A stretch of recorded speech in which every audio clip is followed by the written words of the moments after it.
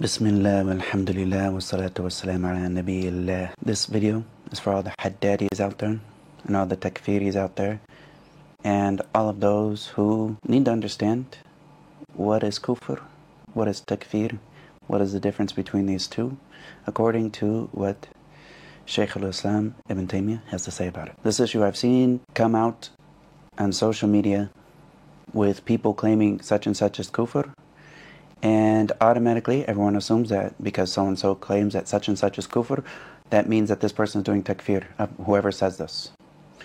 And this issue has extreme consequences on the community of Muslims, and this is the issue that needs to be addressed. And what I wish to do is continue in my series of excerpts from Shaykh al-Islam Ibn Taymiyyah in his writings and bring to light some of this confusion that has come into the majority of Muslims. And a lot of people assume because they hear whoever says such and such is a kafir, whoever believes such and such is disbelieved, and so this issue needs to be addressed, and we need to look at it and see the correct understanding of this. And I want to bring this back to Shaykh al-Islam Ibn Taymiyyah.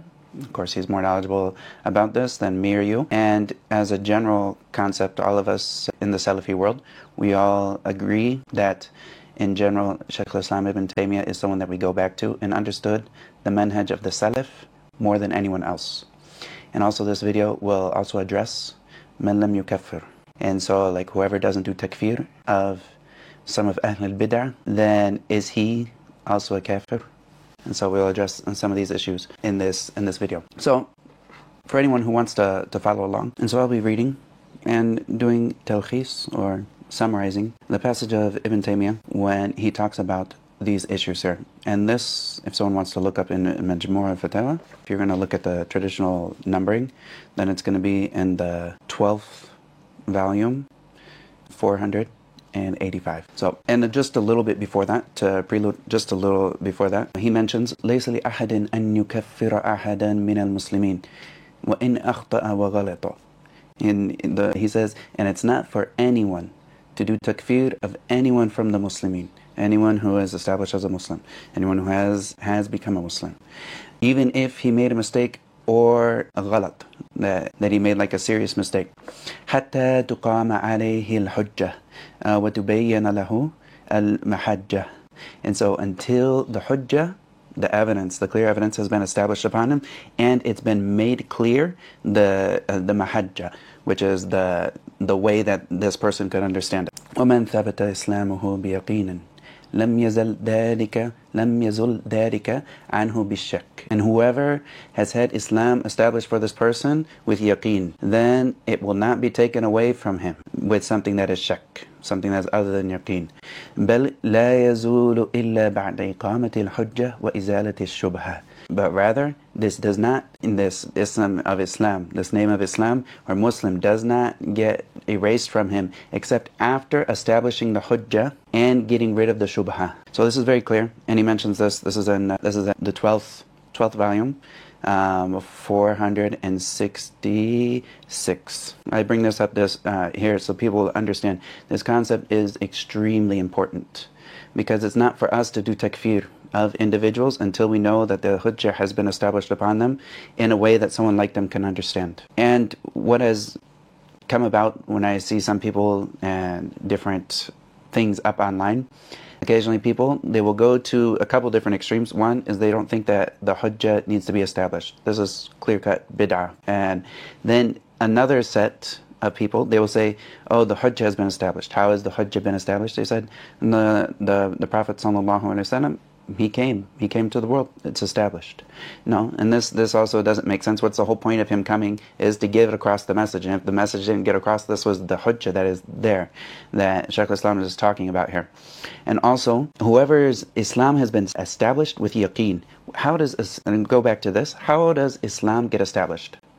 Islam has a couple different ways of getting established. One is that the person is born to a Muslim. If a person is born to a Muslim, meaning that their father, mother is a Muslim, they're automatically, as a kid, they're a Muslim. And if they're under bulugh and their father becomes a Muslim or their mother becomes a Muslim, any one of them becomes a Muslim, all of a sudden this kid is a Muslim. And then the other way that someone becomes a Muslim is by saying the Shahadatain. They become a Muslim by saying the Shahadatain with an understanding of its meaning. And So by someone embracing Islam, saying the Shahadatain, understanding its meaning and intending it with submission to Islam in general, by having this general belief, they become a Muslim at this point. And people who add extra conditions to, for their Shahada to be valid, this, that, and the other, these conditions for the Shahada to be valid, that I mentioned in Ma'arij al-Qabul, for instance, by al-Hakami, then he mentions these as a sense for the Shahada to be something that helps them in the afterlife. Like if somebody comes and says the Shahada, and yet they don't have love for Allah, okay, or they don't have knowledge of what it means. Okay, this is something that when it comes to the afterlife, this is a major matter, and the Shahada won't benefit him without these conditions. But are these conditions something that we as individuals have to go check every single one of these conditions down the list to make sure that all of these have been met before we can call this person a Muslim? No, we accept the Islam and the Shahadatain right away, just as it comes in the Hadith where the Prophet ﷺ was asked about someone who was fighting in battle, and he said the Shahada, and the Sahabi that was about to kill him, he sensed from this person that he was just saying this to get out of death.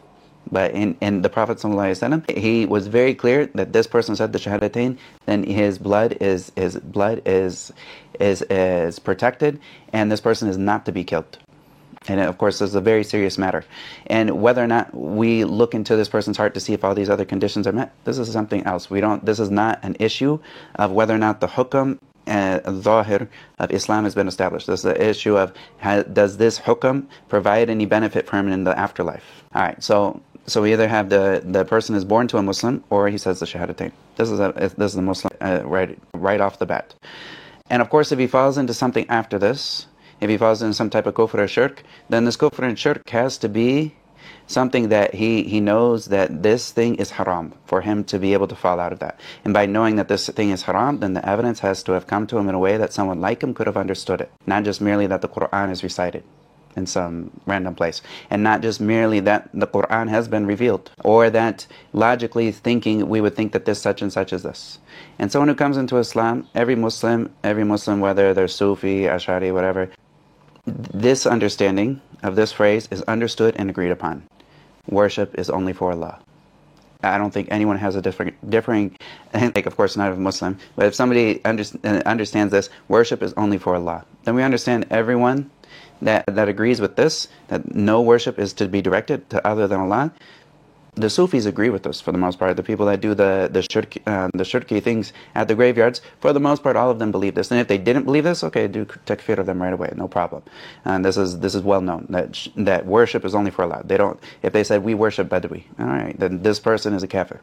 But if they say this isn't worship, they deny that this act that they're doing is worship, then this, in and of itself, this is where the difference of opinion comes in, to where they don't think that calling for such and such is an act of worship. Is it worship? Yes, of course, dua is worship.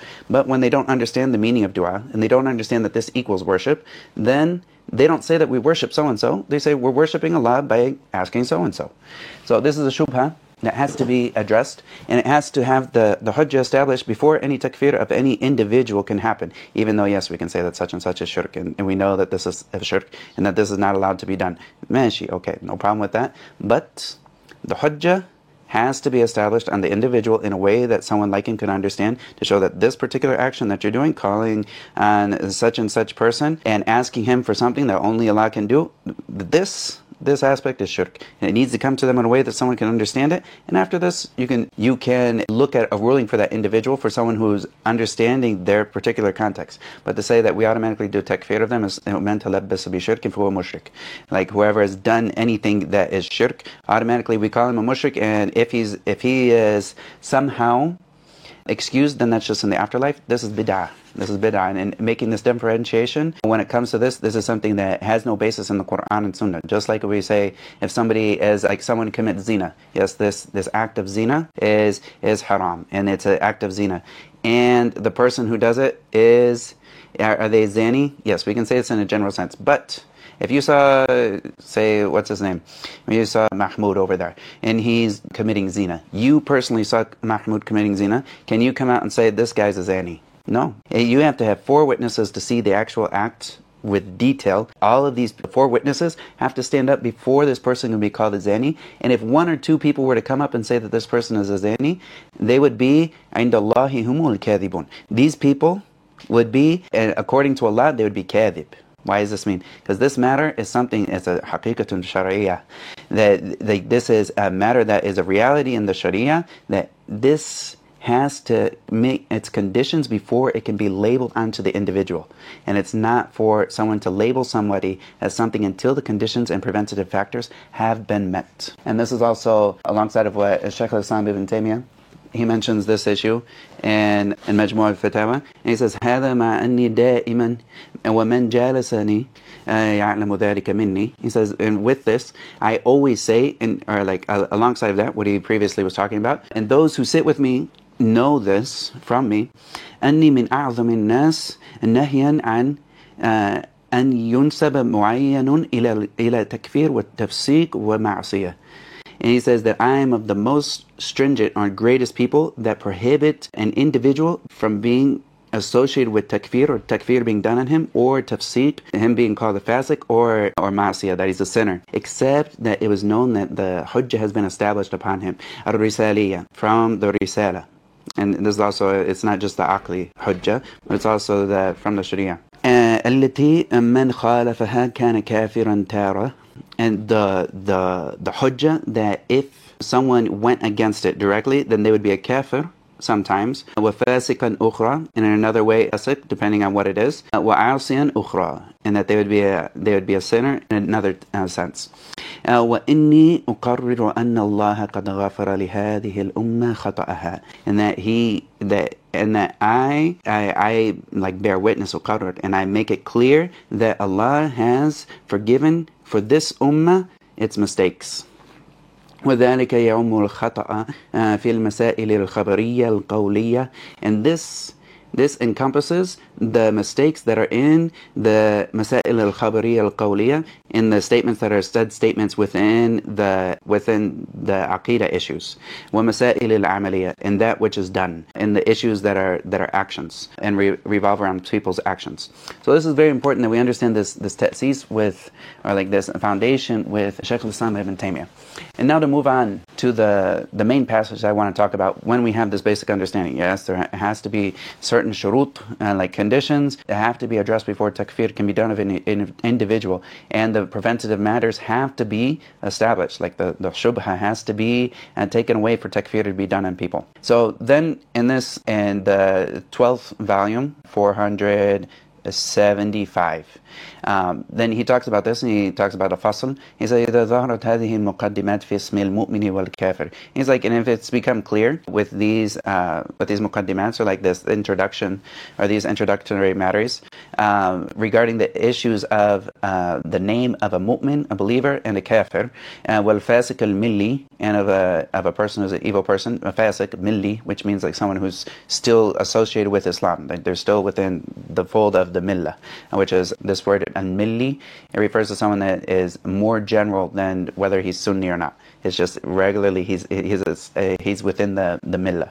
وفي حكم الوعد والوعيد والفرق بين المطلق والمعين. And regarding the issue of wa'd, which is a promise, and wa'id, which is a threat. والفرق بين المطلق والمعين, and the difference between something that is in general, like a general name that is set, and an individual thing that is established on a certain individual. وما وقع في ذلك من الاضطراب فمسألة تكفير أهل البدع والأهواء متفرعة على هذا الأصل. And in regards to this has fallen into different understandings which have been contradictory or unclear. And then the issue of takfir of the people of bid'ah is a branch off of this major asl that he's talking about here. And so then he says, وَنَحْنُ نَبْدَأُ بِمَذْهَبِ أَئِمَّةِ السُنَّةِ فِيهَا قَبْلَ التَّنْبِيهِ عَلَى الْحُجَّةِ فَنَقُولُ. And so he says, and we start with the madhab of the the Imam of the Imams of the Sunnah, and before we go into the evidences necessarily. And so then he says, and then we say, المشهور من مذهب الإمام أحمد وعامة أئمة السنة تكفير الجهمية. And he says, and what's well known from the madhab of Imam Ahmad and of the Imams of Ahl Sunnah is that they do takfir of the Jahmiyyah. وهم المعطلة لصفات الرحمن. And they are the ones who negate the sifat, the characteristics of Ar-Rahman. فإن قولهم صريح في مناقضة ما جاءت به الرسل من الكتاب. And then what they have to say is very clear in that it opposes and goes against and negates what the Rusul, the messengers have come with from the Kitab, from the Quran. وحقيقة قولهم جحود الصانع. And that the reality of what they have to say is basically negating the Sani, the Creator. This is of the terms. It's not necessarily a name of Allah, but it's something that could be said of Him, that He is the Creator. ففيه جحود الرب وجحود ما أخبر به عن نفسه على لسان رسله. And that this, in the reality of it, is that there is a negation, or and like juhud is something that is like a very strong negation and going against right away with what Allah said about Himself upon the tongue of His messengers. ولهذا قال عبد الله ibn Mubarak رحمه الله تعالى, and he says, and because of this, Abdullah ibn Mubarak, he said, إنا لنحكي كلام اليهود والنصارى ولا نستطيع أن نحكي كلام الجهمية. He said that we can say what the Yahud and the Nasara, we can say what they say, but we can't, like, we can tell people, or like say, this is what they say, like hikayah, but we can't even carry the message of the belief of what the Jahmiyyah have to say. It's so terrible. وقال غير واحد من الأئمة إنهم أكثر من اليهود والنصارى. And that more than one of the Imams, they said that these are worse disbelievers than the Yahud, or they're akfar, they have worse disbelief than the Yahud and the Nasara. يعنون من هذه الجهة.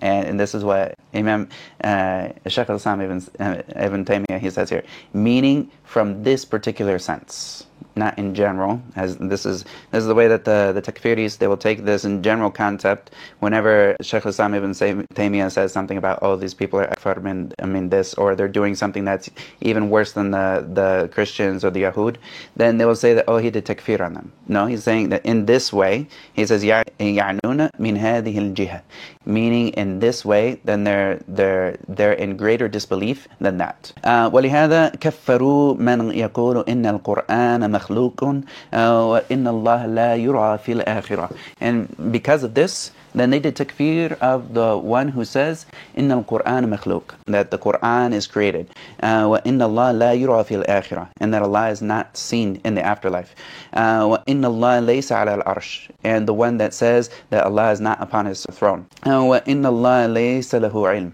or that Allah doesn't have the characteristic of ilm or knowledge, ولا قدرة, or ability, ولا رحمة, mercy, ولا غضب, and he doesn't have the sifa of ghadab, which is anger. وَنَحْوَ ذَلِكَ مِنَ الصِّفَاتِ مِنْ صِفَاتِهِ, and like this from his other sifat.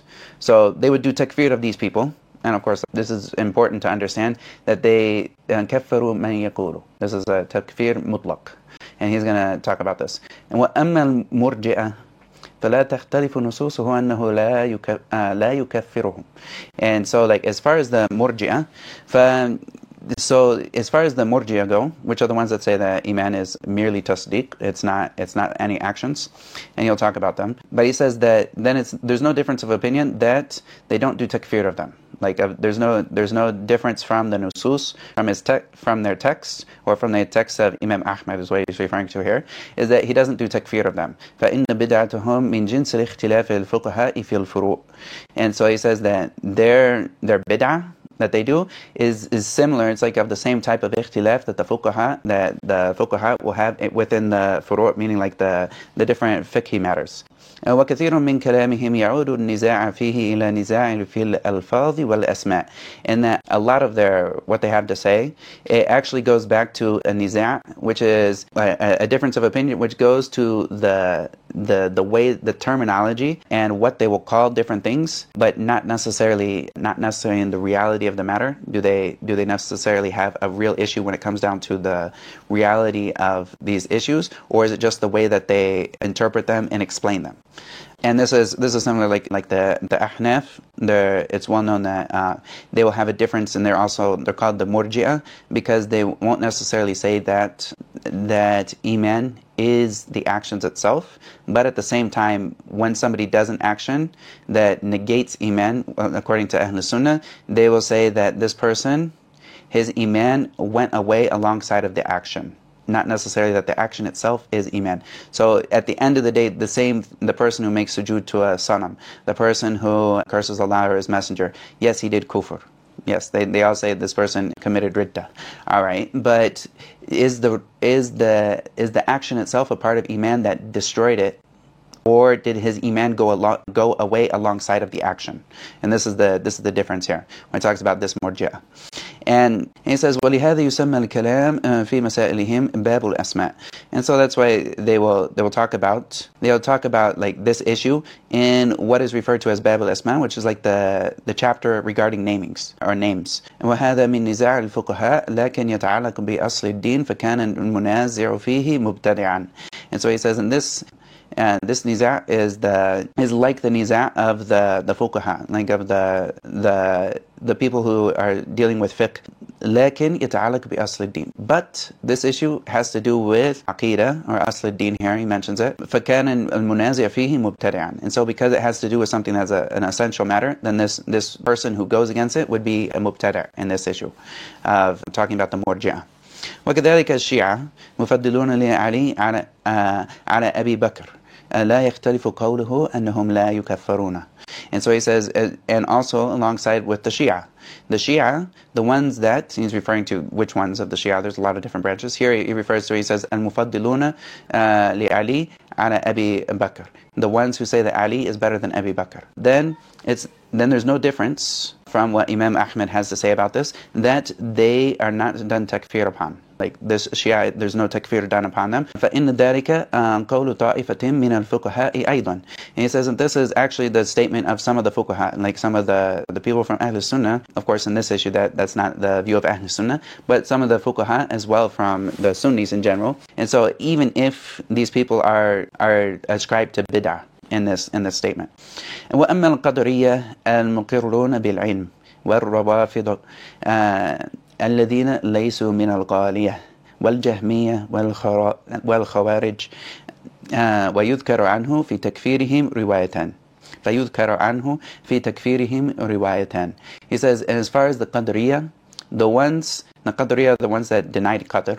They denied that everything is decreed beforehand. But he says here that the Qadriya al-muqirruna bil-ilm, like they're the ones who actually affirm that Allah knows, and they don't say that Allah doesn't know. And they don't say that Allah doesn't know what happens. But in this case, they are still denying that Qadr was already written beforehand. And this is like the Mu'tazila in this state. وَالرَّوَافِضُ, and also the Rawafid, like the Shia, the ones that aren't from the extreme sects. He says, لَيْسُوا مِنَ الْغَالِيَةِ وَالْجَهْمِيَّةِ وَالْخَوَارِجِ. He talks about the Jahmiyyah here and the Khawarij. Then regarding their takfir, there are two narrations from Imam Ahmad regarding whether or not these people are done takfir of. وَهَذَا حَقِيقَةُ قَوْلِهِ الْمُطْلَقِ. And he says, and this is the reality of what he has to say. مَا أَنَّ الْغَالِبَ عَلَيْهِ التَّوَقُّفْ فِي تَكْفِيرِ الْقَدْرِيَّةِ الْمُقِرِّينَ بِالْعِلْمِ وَالْخَوَارِجِ. And so he says, with the fact that the majority view from him, or like the one that is more strong, is that he doesn't state a certain opinion, tawaqquf, when it comes to takfir of the Qadariyya that agree with the fact that Allah has knowledge, and the Khawarij. So like this is the strong view from what he has to say, is that he won't do takfir right away. He'll stop before doing takfir of these people. Ma qawlihi, alongside of the fact that he does say that he doesn't know of people worse than the Khawarij. ثم طائفة من أصحابه يحكون عنه في تكفير أهل البدع مطلقا روايتين. And then he says, there's a group of people from the Hanabila and from like the people of that ascribe to his madhab that يحكون عنه في تكفير أهل البدع مطلقا روايتين. Then there's a group of them that say that there's two views for takfir of the people of bid'ah in regards to that. And that there's two views. One is that takfir is done, and the other one is not. And he says here, until they even put the murji'ah as inside of this, there's two different views that are narrated from Imam Ahmed on this. وَلَيْسَ الْأَمْرُ كَذَلِكَ. And this is very clear. Imam Shaykh al-Islam ibn Taymiyyah, he says that this is not the reality of the situation. There's not two views on here. And that they also narrate regarding the takfir of the person who doesn't do takfir. There's two different narrations from Imam Ahmed that he says here. And he says that asahhahuma, and then he says the most the strong opinion is here is la yukaffir. The person who does not do takfir of the person that doesn't do takfir. So, we have this famous thing, man lam yukaffir al-kuffar fahuwa kafir. Okay. And so this is also used for whoever doesn't do takfir of the people that we do takfir of in the way that we do takfir of, then he's a kafir. Or the murji'ah. They say, okay, these people are murji'ah, so they're kuffar for being murji'ah. Here he says that في تكفير من لم يكفر روايتان, and that there's, for Imam Ahmed, there's two different views that are narrated from him of the person who doesn't do takfir of these people. And who are these people that I mentioned? Just to go back, the Qadariyah that affirm ilm for Allah, and also the Rawafidah, and also the Jahmiyyah wal Khawarij, and the Jahmiyyah here and the Khawarij. And so the people who don't do takfir of them, are they a kafir? There's two different views from Imam Ahmed, and he says the strongest of these two views is that the person who doesn't do takfir of them is not a kafir for not doing takfir of the individual of this group. وَرُبَّمَا جَعَلَ بَعْضُهُمْ الْخِلَافَ فِي تَكْفِيرِ مَنْ لَمْ يُكَفِّرْ مُطْلَقًا. And he said, and maybe some of them of the Hanabila, and maybe they made the khilaf inside of whoever doesn't do takfir of the people who are kuffar, then they are kafir. There's two different views of this. Some of them made this khilaf just across the board, not for these groups only, but also just across the board. Whoever doesn't do takfir of the kuffar, then either one, they're kafir, or no, they're not a kafir. These are the two different views according to the understanding of some of the Hanabila. And then he says, وَهُوَ خَطَأٌ مَحْضٌ. And he says here, and that this is a clear mistake, to say that whoever doesn't do takfir of the people who fi takfir man lam yukaffir, doing takfir of the person who doesn't do takfir of someone else. Then he says that this is a clear mistake, to say that this is a riwayah on Imam Ahmed. Wal Jahmiyyah, and who are the Jahmiyyah according to what they're talking about? And the kathir min as-salaf. Who are the Jahmiyyah according to the Salaf, such as Abdullah ibn Mubarak and Yusuf ibn Asbat, and some of the followers of Imam Ahmed, and other than them, لَيْسُوا مِنَ الثِّنْتَيْنِ وَالسَّبْعِينَ فِرْقَةً. And the Jahmiyyah here, he says that according to a lot of the Salaf, of the people I just mentioned, they are not from the 72 sects, meaning like the 72 misguided sects. What does this mean? That they're not even from the Muslims. التي افترقت عليه هذه الأمة بل أصول هذه عند هؤلاء هم الخوارج والشيعة. And this is also another very key point. He says here that the Jahmiyyah, they're not included within the 72 sects. But the 72 sects, the foundation of these 72 sects, according to these people of the Salaf that I mentioned here, they are the Khawarij and the Shia, and the Murji'ah wal Qadariyah.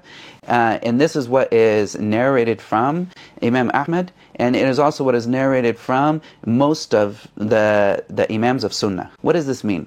The 72 sects that are the misguided sects, they are still within inside of Islam.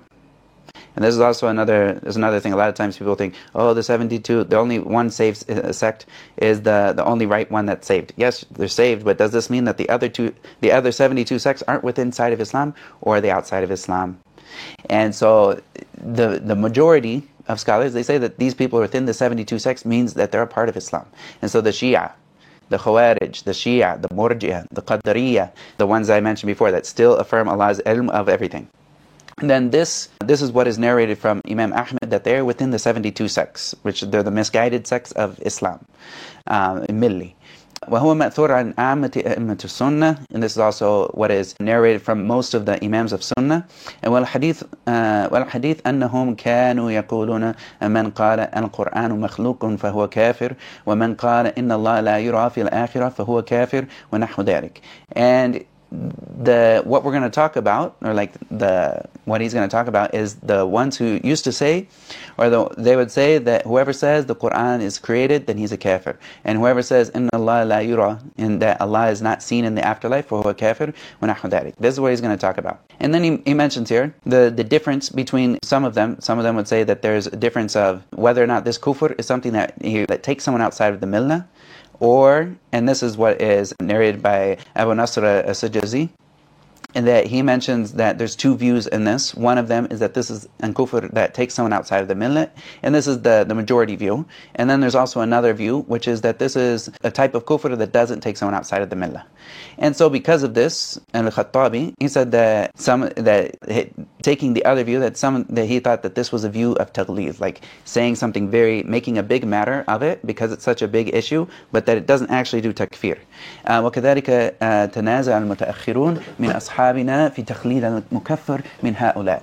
And also because of this, and he's going to talk about why did this difference come about, whether they said it was kufr akbar or kufr asghar. Why did this come about? And he said that because of this, some of the latecomers from Ashabina, he said that there's a difference between them. This is from Shaykh Islam ibn Taymiyyah. He says that some of the Hanabila, they had a difference between whether or not the person who was done kufr of, like the mukaffar, like the person who was done kufr of from these people that said such and such, are they going to be in the hellfire forever or not? And most of them said yes, they're in the hellfire forever. كما نقل عنهم عن طائفة من المتقدمي علماء الحديث, as well as what is narrated from a group of the early people of hadith. كأبي حاتم وأبي زرعة وغيرهم, like Abi Hatim and Abi Zur'ah, and other than them. وامتنع بعضهم من القول بالتخليد, and some of them said no, we won't say that they're going to be in the hellfire forever. وسبب هذا النزاع تعارض الأدلة. And so he says, and the reason that this was a big difference of opinion, the reason that we had this big difference of opinion is, and because there was multiple evidences that seemed to contradict here. And تعارض. فإنهم يرون أدلة توجب إلحاق أحكام الكفر بهم. Then because they saw that there was evidences that necessitate that these people have fallen into kufr, and that the rulings of kufr apply to them. ثم إنهم يرون من الأعيان الذين قالوا تلك المقالات من قام به من الإيمان ما يمتنع أن يكون كافرا. And so he says, then they saw of individuals that would say, the individuals that would say these things that are talked about as kufr, they saw within them that which established that these people have iman, and that it's not possible for them to actually be a kafir. فَيَتَعَارَضُ عِنْدَهُمْ الدَّلِيلَانِ. Then there's the aspects of what they're saying is kufr, and the other fact that this person still has iman. Like there's still other evidences that this person is still a mu'min in this. And so this is the reason why all of this came about. And so then he gives an example of this, and this example is the point of this video. And he says, وَحَقِيقَةُ الْأَمْرِ إِنَّهُمْ أَصَابُوا فِي أَلْفَاظِ الْعُمُومِ فِي كَلَامِ أَئِمَّةِ مَا أَصَابَ الْأَوَّلِينَ فِي أَلْفَاظِ الْعُمُومِ فِي نُصُوصِ الشَّارِعِ. And so he mentions here that he's like, the reality of the situation is that they were right in their generality of the wordings that they would use. Whoever says such and such is a kafir. Whoever. All right. But then when it comes to the individuals, because this is in accordance with what the texts of the Sharia have to say. And then every time he says, أن كلما رأوهم قالوا من قال كذا فهو كافر اعتقد المستمع أن هذا اللفظ شامل لكل من قاله. And then whenever these people who saw like the Imam beforehand say whoever said such and such, then they are a kafir, they believed, like the listener from this, they believed that whoever said that this wording, that they said whoever says such and such is a kafir, they believe that this lafz shamil li kulli man qala, that it is encompassing to every single individual who says this. Of course, whoever says such and such, then he's a kafir. And so someone says whoever says such and such, You have like this equation. Whoever A says such and such B equals kafir. All right. So we have this guy Fulan. We have, who was it? His name's Ahmed or whatever. Ahmed said such and such. Okay, he's got to be a kafir at the end of it, because whoever says such and such is a kafir. We take this equation, we run it down the line. But there is another thing that he talks about here. وَلَمْ يَتَدَبَّرُوا أَنَّ التَّكْفِيرَ لَهُ شُرُوطٌ وَمَوَانِعٌ. And so he says, and they didn't ponder the fact that takfir has conditions and preventative factors.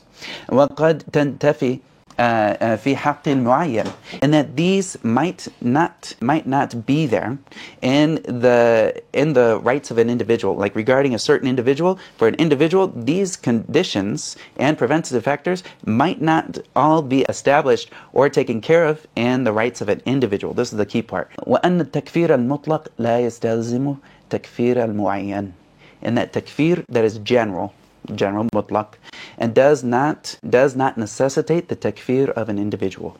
This is the key point here, and this is where a ton of people recently have gone off on this end and this end. They'll say, what you're saying is kufr, and then all of a sudden the next person says, oh, he's doing takfir of the ummah. This is not the reality of the situation. Just because somebody says something is kufr, and we say that this certain qawl is kufr, and not me saying it. This is not me saying it. This is the salaf that said, whoever says the Quran is makhluk, then he's a kafir. This is the general statement. This is takfir al-mutlaq. And this is important to understand. There's a difference between takfir al-mutlaq and takfir al-muayyan. And so the person says, whoever says the Quran is makhluk, fahuwa kafir. We understand that this statement is a kufri statement. Does this mean that the individual, say Mahmoud, he says the Quran is makhluk, the lafz, this, that, and the other, do we automatically say he's a kafir? If we go from the mutlaq, someone would assume that this means that this person now is a kafir, the individual. But the purpose of this statement is to say that this statement is a kufri statement, not to say that any individual who says this is absolutely that individual is a kafir, because there's conditions for this. And this is what Shaykh al-Islam ibn Taymiyyah, he brings up here. And he says, يبين هذا أن الإمام أحمد وعامة الأئمة الذين أطلقوا هذه العمومات لم يكفروا أكثر من تكلم بهذا الكلام بعينه. He says, and this is made clear by the fact that Imam Ahmad and most of the Imams before, the ones who said these umumat is like these generalities, like whoever says such and such fahuwa kafir, whoever says the Quran is makhluk fahuwa kafir. And so these umumat, whoever says that Allah is not above his throne fahuwa kafir, the ones who said this, lam yukaffiru, they didn't do takfir of most of the people who said these statements individually. They didn't do takfir of these individuals. And so he says, and فإن Imam Ahmad مثلا قد باشر الجهمية الذين دعوا إلى خلق القرآن.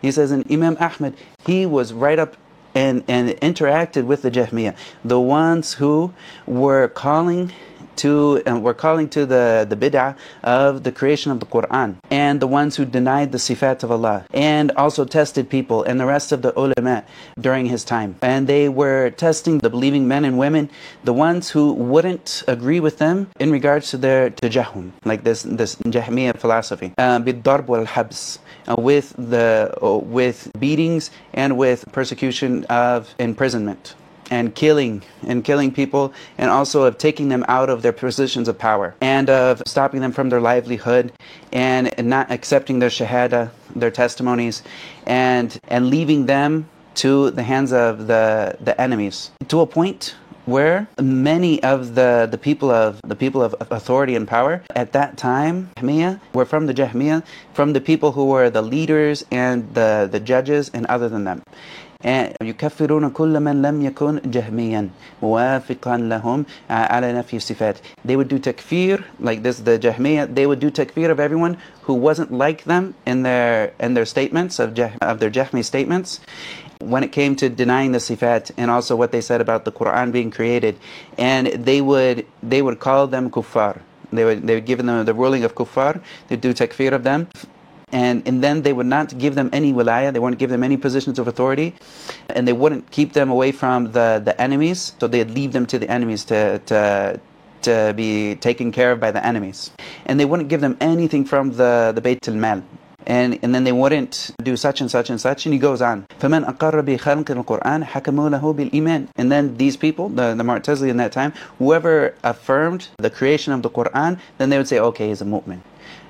And whoever didn't do this, then they'd say that this person is the kuffar. And whoever was calling to something other than tajahum, or like this Jahmiyyah belief, they would kill them or beat them or imprison them. And so that this is well known. And he goes on to say, وَمَعْلُومَ أَنَّ هَذَا مِنْ أَغْلَظِ التَّجَهُّمِ. And this is the worst of the Jahm beliefs and statements. فَإِنَّ الدُّعَاء إِلَى مَقَالَةِ أَعْظَمْ مِنْ قَوْلِهَا. And he says, then in calling to something is worse than the statement itself. وَإِثَابَةُ قَائِلِهِ وَعُقُوبَةُ تَارِكِهَا أَعْظَمُ مِنْ مُجَرِّدِ الدَّعْوَى إِلَيْهَا. And then on top of that, giving somebody a reward for a statement or punishing them for leaving it is worse than calling them to it. So the statement itself is kufr. Now calling to it is even worse. And calling and then rewarding people who call to it or punishing those who don't call towards it, then this is even worse than the statement itself. وَبِالْقَتْلِ لِقَائِلِ أَعْظَمُ مِنْ عُقُوبَةِ بِالضَّرْبِ. And even killing people over this statement. And then he says, ثُمَّ إِنَّ الْإِمَامَ أَحْمَدَ دَعَا لِلْخَلِيفَةِ وَغَيْرِهِ. Then he also prayed. Then Imam Ahmad, he prayed for the Khalifa and other than him. مِمَّنْ ضَرَبَهُ وَحَبَسَهُ. And from the people who beat him over this statement and imprisoned him. وَاسْتَغْفَرَ لَهُمْ. And he also made istighfar for them. وَحَلَّ لَهُمْ مِمَّا فَعَلُوهُ بِهِ مِنَ الظُّلْمِ وَالدُّعَاءِ إِلَى الْقَوْلِ الَّذِي هُوَ كُفْرٌ. And he didn't hold it against them. حَلَّ لَهُمْ.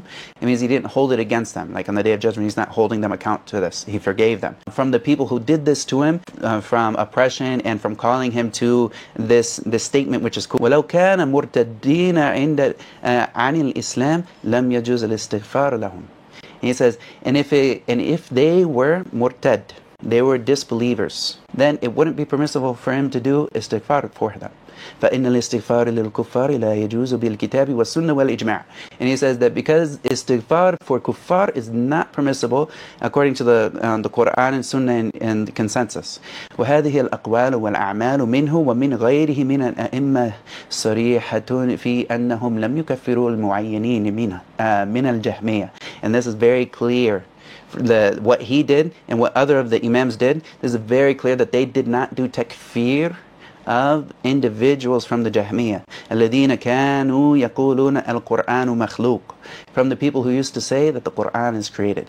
وَإِنَّ اللَّهَ لَا يُرَى فِي الْآخِرَةِ. And that also the ones who denied that Allah would be seen in the afterlife. وَقَدْ نَقَلَ عَنْ أَحْمَدَ مَا يَدُلُّ عَلَى أَنَّهُ كَفَّرَ بِهِ قَوْمًا مُعَيَّنِينَ. And also, it's also narrated from him that he did do takfir, that which points to the fact that he did do takfir of individuals.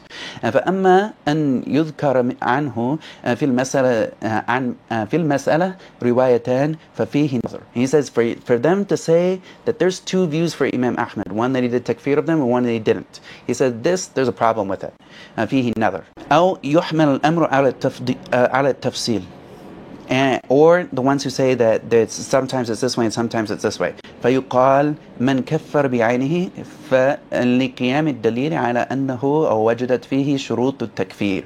He says, and then those who broke it down into two different areas, then this is the other way, which is they would say for the ones that he did takfir of them individually, takfir muayyan, then this is because of the dalil that was established upon them, and because he saw that the shurut were met for takfir.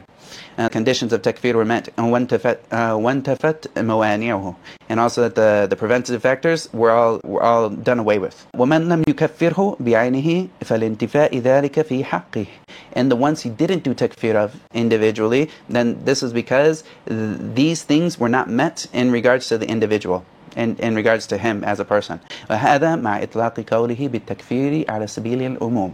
And this is alongside of him saying that whoever says such and such, the takfir, and in a general sense. والدليل على هذا الأصل الكتاب والسنة والإجماع والاعتبار. And so then he goes on here and he says ليس عليكم جناح فيما أخطأتم به. And so then he brings this, that there's not going to be a sin for someone who makes a mistake. ليس عليكم جناح, there's no taking into account for someone who, for that which someone made a mistake with. And also what Allah says, ربنا لا تؤاخذنا إن نسينا أو أخطأنا. And then he goes on here, which this is, our Lord, don't take us to account for that which we forgot or made a mistake regarding. And then he brings up the adillah of al-udhr bil-jahl and also the mistakes and the shubahat, and he goes on to finish this thing.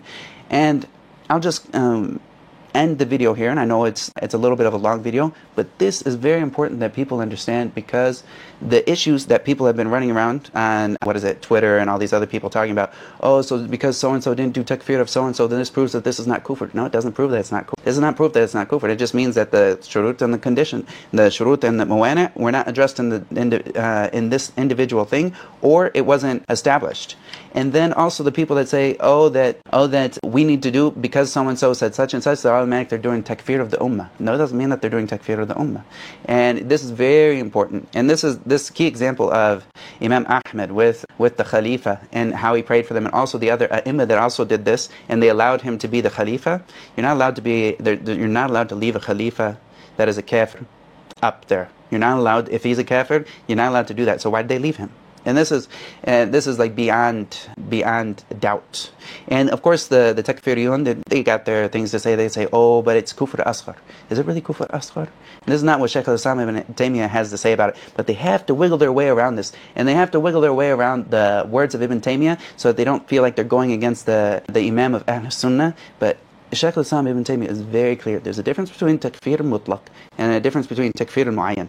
And just because someone says a statement doesn't mean that that the equation equals to them unless all of these issues have been addressed. And this is why you won't find anyone doing takfir of the Ash'ariyah. I don't do takfir of the Ash'ariyah. Yes, I will say some of their statements are kufr, or yastazim kufr. Yes, okay. This is understood. But it doesn't mean that we do takfir of the Ash'ariyah or anyone who is seen to have said some of their aqwal. This doesn't mean we do takfir of them, because there are conditions that need to be met for this. Also for tabdi', it's a far', and that's what he said at the beginning. He says that the mutafarri'ah, like the takfir of Ahl al-Bid'ah is mutafarri', and takfir of the people that do these other things. And also lastly, the people that try to make a differentiation between shirk and kufr, this is stupid. Is shirk kufr? If you say, yes, all shirk is kufr, all right, then if Shaykh Islam ibn Taymiyyah is talking about kufr, then why would we say he makes an exception for shirk? Shirk, they automatically get takfir done of them right away. We don't have to establish hujjah or anything, or the establishment of hujjah has already been done because the Quran was revealed somewhere.